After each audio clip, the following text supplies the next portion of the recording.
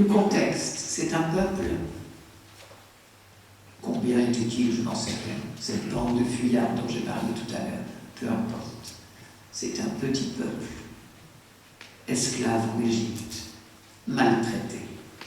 Ils sont arrivés dans une période d'opulence de l'Égypte et dans une période où leur ancêtre Joseph, vous vous rappelez, Joseph était un des grands serviteurs du Pharaon.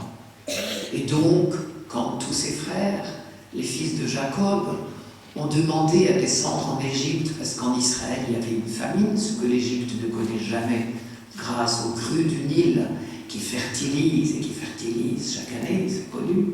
À l'époque, c'est très très connu. Quand on meurt de faim en haut, là, en Israël, parce qu'on est tributaire de pluie, on a très peu de ressources, et sûrement pas de récolte d'avance, quand il y a famine. Sécheresse d'abord, donc famine ensuite. On descend en Égypte, plusieurs l'ont fait. Et en particulier, les frères de Joseph, les fils de Jacob, sont descendus dans une période d'opulence égyptienne. Ils se sont multipliés, et puis les siècles ont passé. Et puis un beau jour, le chapitre 2 de l'Exode commence comme ça. Non, le chapitre 1, pardon, commence par « Alors se leva sur l'Égypte un pharaon qui n'avait pas connu Joseph ». Se lever, c'est le discours qu'on emploie, c'est le vocabulaire qu'on emploie pour dire l'accession au trône. C'est comme un soleil sur le peuple. Une nouvelle lumière se lève pour le peuple. Donc se leva sur l'Égypte un pharaon qui n'avait pas connu Joseph, traduisait qu'il n'avait aucune raison d'avoir la moindre reconnaissance envers ses immigrés. Or, les temps avaient changé là-bas. La richesse était moindre. Et on a commencé à trouver que ces immigrés étaient beaucoup trop nombreux pour le pays. Et qu'après tout, le jour où il y aurait une guerre, on ne savait pas de quel côté le vent tournerait. Et on a commencé par les esclavager, les asservir.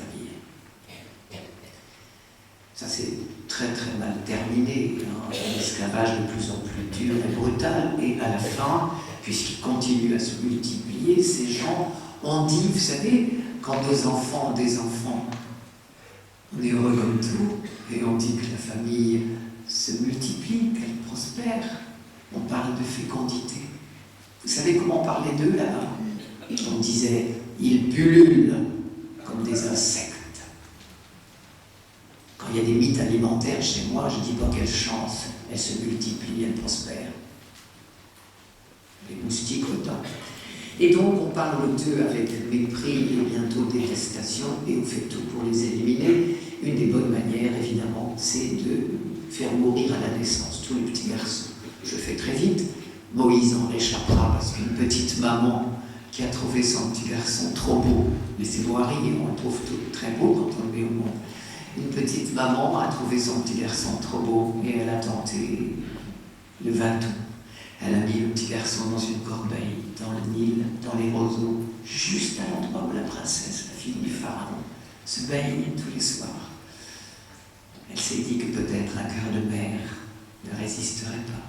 C'est ce qui s'est passé, vous savez bien. Et Moïse donc a été sauvé, adopté par la fille du pharaon.